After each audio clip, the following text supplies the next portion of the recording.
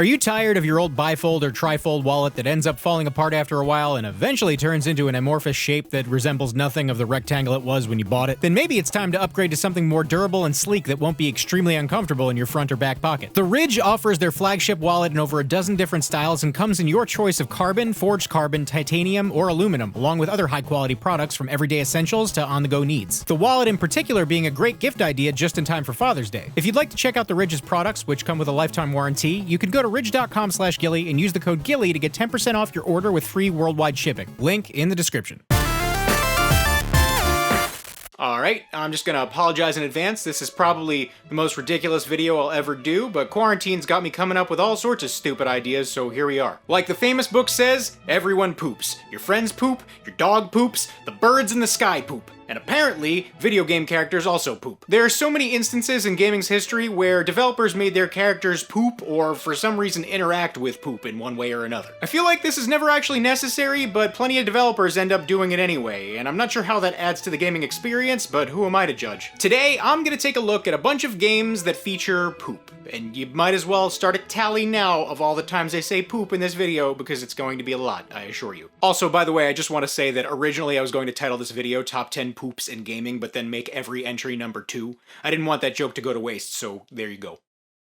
I'll open this up with the one everybody knew was going to be in the video before even clicking on it. Now, it's no secret that Rare had been putting raunchy puns and slipping in adult jokes in their games for quite a long time, but they always did it tastefully and often snuck their humor in a very tongue-in-cheek manner. It wasn't until Conker that Rare just decided to say screw it and took the gloves off entirely. Conkers Bad Fur Day is a game that went out of its way to be crude and edgy. It was by design. The game's humor hasn't exactly aged all that well, and it's most of the reason that the game is so costly and uncommon nowadays. It wasn't exactly a game that parents were willing to buy their kids. Now, the game is filled with adult humor and crude language to the point where it all just kinda blends together, but probably the most memorable part of the game has to be the inclusion of one of the game's bosses, the Great Mighty Poo, a gigantic sentient mountain of poop with corn for teeth. Not only is he memorable as a character, because how could he not be, but also his introduction features a sing-along that at this point is just as iconic as the boss itself.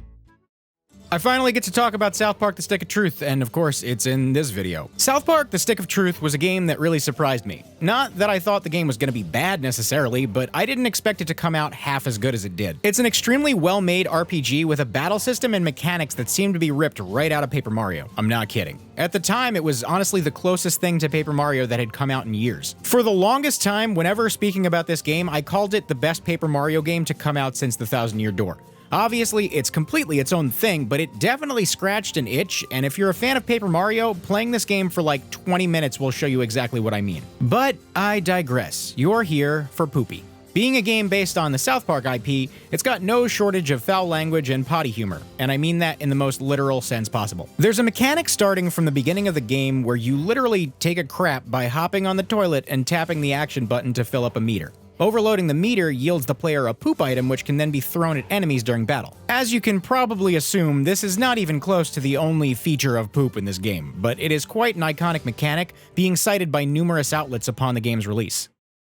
Created by the now defunct Clover Studio, Okami is a game with quite an illustrious lineage and reputation. Directed by Hideki Kamiya, known for the Devil May Cry series as well as being one of the co-founders of Platinum Games, Okami is for all intents and purposes a Zelda clone, but anyone who has played it knows that it should not be written off for that. Taking place in ancient Japan, the game is most recognized for its unique art style, which is primarily based on ink-wash painting. Being an action-adventure game akin to IPs like Zelda, Okami features tons of side quests, items, upgrades, and skills or abilities. One of the optional skills being a little attack called Brown Rage. Despite playing as Amaterasu, the literal sun goddess of Japanese mythology, the game is not above throwing in a little potty humor. Purchasing this skill allows Amaterasu to crouch down and lay a nice steaming pile of poo-poo, which then explodes and damages enemies. I think it also yields you extra money. I'm not entirely sure because I've never actually used it myself, but I did read that somewhere, so there you go. Brown Rage is useful, but it happens to be super expensive, so unless you're dedicated to nabbing everything, it's probably not at all worth it just for a few chuckles. In any case, if you want to see the majestic sun goddess take a dump in an enemy arena, by all means, you can.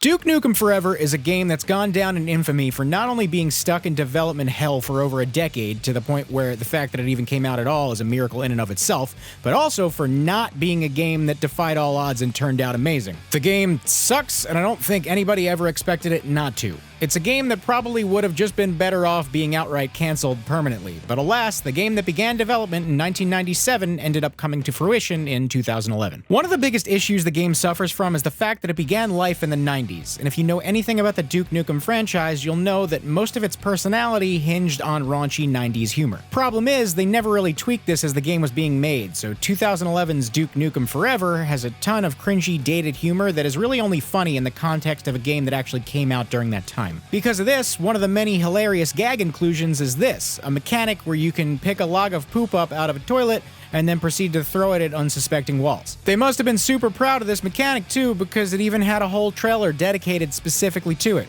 Alright, maybe it's a little funny.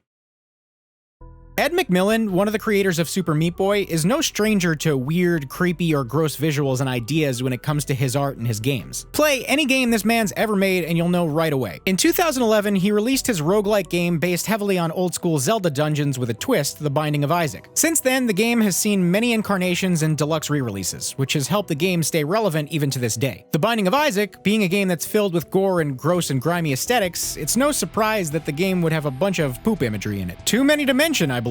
The first and most common you'll see being random poop scattered throughout the game, which when destroyed typically yield coins or hearts. There's also an item called The Poop, which spawns a pile of crap where the player is standing and knocks nearby enemies back. There's also multiple bosses based on piles of poo, as well as smaller throwaway enemies. To be honest, I'm a bit taken aback. I never played too far into The Binding of Isaac, and before researching for this video, I didn't realize just how much poop is crammed into this game. It's chock full of poop. Hollow Knight is nothing short of a beautiful game. It's an incredibly engaging and unique Metroidvania by an indie developer known as Team Cherry. The game follows a nameless, silent protagonist navigating through an ancient bug kingdom called Hollow Nest. It's a grim, dark, but pretty adventure with very imaginative set pieces, brilliant level design, and a somber story. Hollow Knight also has a ton of bosses, mini-bosses, and hidden bosses, one of which being the Dung Defender, a giant dung beetle whose lair features a lovely background of parallax-scrolling balls of crap. He spends a lot of the fight cheerfully shouting incoherent phrases as he rolls up balls of poop to throw at you, which acts as his primary attack. He plays the spacing game by using his projectiles and then tries to close the gap by following it up with various melee attacks. He actually sounds so excited just to be alive that I kind of feel bad about needing to defeat him. Dude's just trying to throw some poop around and live his life. Defeating him, though, earns you the Defender's Crest. Equipping it creates a poopy cloud around the player which damages enemies and changes some dialogue with various NPCs while equipped.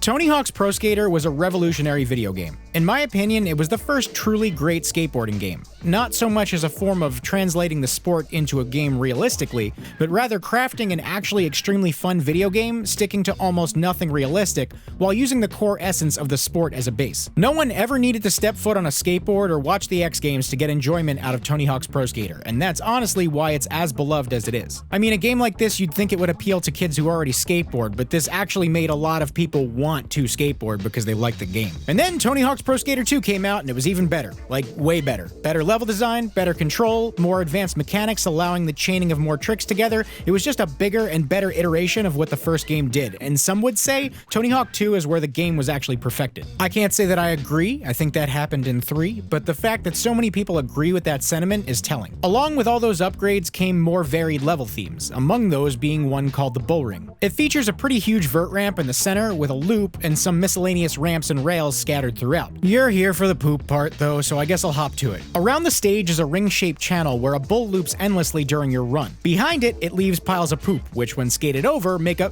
noise and are destroyed. You'd probably think this is just a little goof, but it's actually necessary for collecting everything in the stage. Among the piles of brown poop, you'll sometimes see piles of green poop. Skating over them nabs you $250, so to collect all the cash, you need to survey the perimeter of the stage for all the lucky money poop.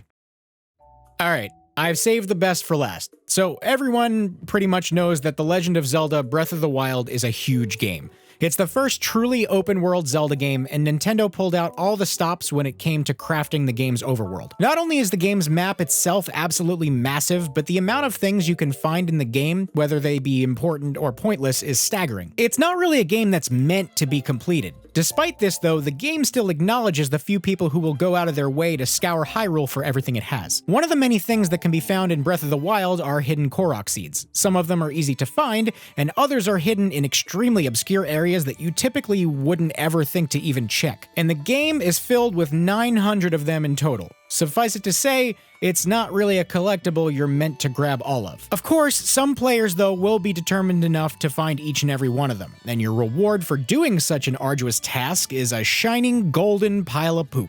I can't imagine how upset the first person to achieve this feat was. Well, that's about all the poop I'm willing to talk about for one day. I know there's probably a ton of games I didn't cover, but there's only so much of my life I can dedicate to this crap, no pun intended. I'm sure this goes way back, and for all I know, there's probably some Atari 2600 game with a big pile of poop Easter egg somewhere, so if you know of any other games that feature some of the old Hershey squirts, feel free to comment them below. I'm sorry that this video happened. Hey, thanks for watching the video, even though it was about poop. If you want to see some other videos that I made that aren't about poop, there's a couple other videos right there you can check out. And if you want to subscribe to see more, tap subscribe and then the bell icon, so hopefully my videos will show up in your feed. And if you want to help support the channel, I have a Patreon right there too.